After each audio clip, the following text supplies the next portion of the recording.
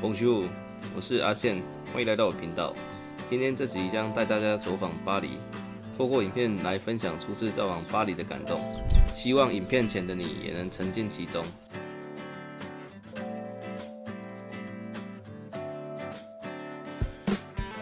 相信很多人从电影或影集看过或听闻巴黎，例如艾米丽的异想世界的蒙马特地区，或是全面启动中的比尔阿坎桥。以及不可能任务6的巴黎市中心追逐的场景，当然还有最近很火的影集《艾米丽在巴黎》。电影中的场景把巴黎塑造成一个很浪漫的城市。由于巴黎是我第一次带父母以及亲友所旅游的欧洲城市，所以对于这个城市自然有很深的记忆。还好当初2战期间法国很快就投降，所以整个城市至今依然保存完整。让身处在现在的我们得以体会巴黎街头巷尾内保存完好的建筑。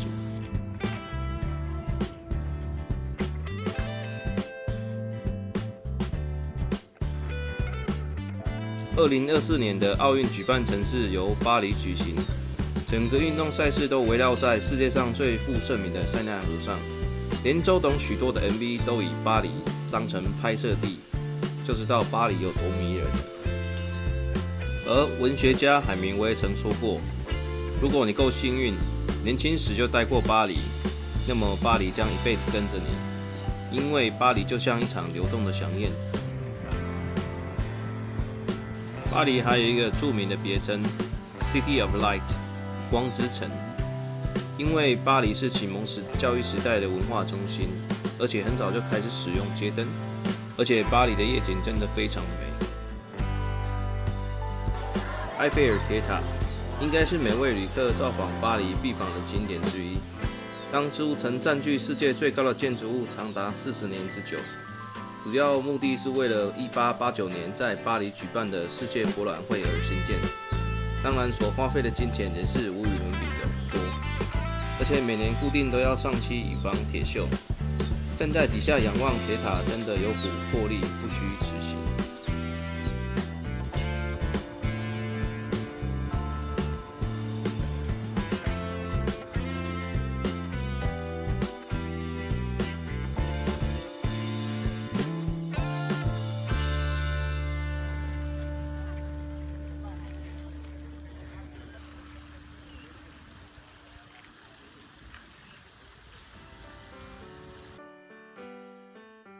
圣母院以及塔顶的钟楼怪人，亲身感受之前要爬好高的楼梯，也是少数巴黎不用付费的知名景点。何其有幸能在圣母院遭受祝融前，教堂内肃穆庄严，以及玫瑰窗的绚丽。难忘的当然莫过于旁边上厕所要掏出1欧元的清洁费。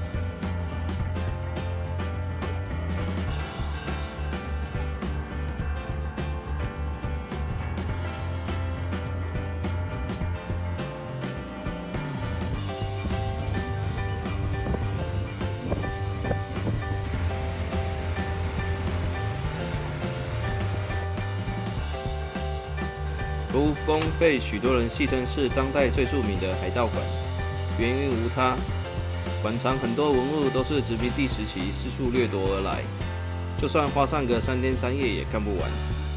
当然，镇馆三宝也是游客必访的行程之一。巴黎还有许多美术馆，如果时间允许的话，建议多走走。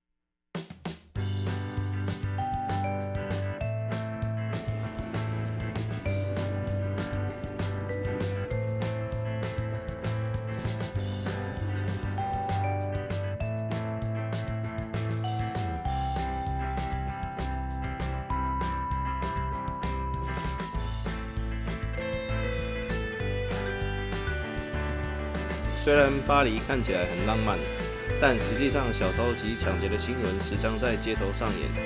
因为我也曾在地铁上被偷过皮夹，只能说出门在外一定要随时注意有没有被陌生人尾随，财物也要放在安全的地方。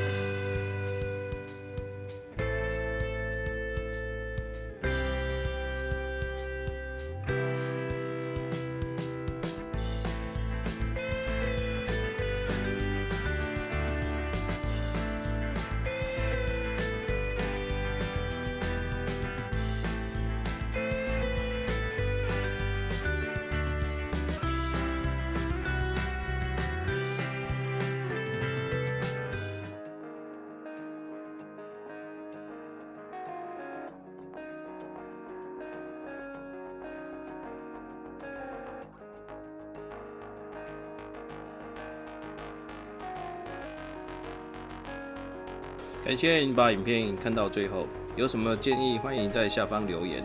如果喜欢我的影片，欢迎订阅、按赞、分享。那我们下支影片见喽，拜拜。